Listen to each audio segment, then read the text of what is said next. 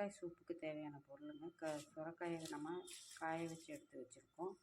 அது கூட கொஞ்சம் சீரகம், மிளகு, கொஞ்சம் பெருங்காயம் எல்லாம் வறுத்து சேர்த்திருக்கோம். பாசிப்பருப்பும் கருப்பு உளுந்தும் கொஞ்சம் வறுத்து சேர்த்திருக்கோம்.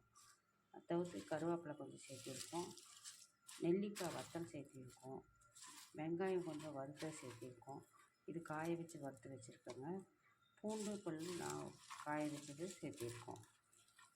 அதுக்கப்புறம் மஞ்சத்தூளும் கொஞ்சம் உப்பையும் சேர்த்திருக்கோம்.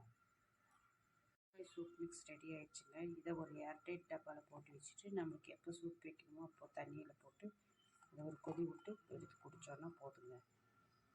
அதில் கொஞ்சம் தண்ணி எடுத்துட்டுங்க, அதில் ஒரு அரை ஸ்பூன் நம்ம அரைச்சி வச்சுருக்க சுரக்காய் பொடியை போட்டுக்குவோம். போட்டுட்டு நல்லா கலக்கி விடுவோங்க.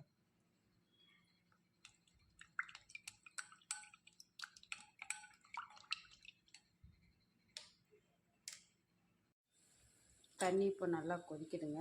அதில் நம்ம கலக்கி வச்சுருக்க இந்த சுரக்காய் பொடியை ஊற்றிக்கலாங்க. ஊற்றி நல்லா கலக்கி விட்டுருங்க.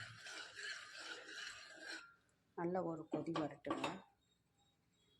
கொதிச்சிட்ருக்குங்க. இதில் நம்ம கொத்தமல்லி தழையை போட்டுக்கலாங்க.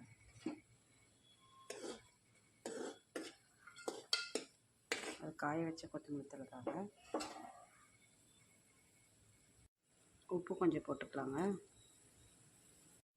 5 நிமிஷம் கொதிச்சிருச்சுங்க. பாருங்கள், நம்ம சூப்பு ரெடி ஆயிடுச்சு. அடுப்பு ஆஃப் பண்ணிடலாங்க. சூப்பை கிண்ணத்தில் மாற்றிக்கலாங்க.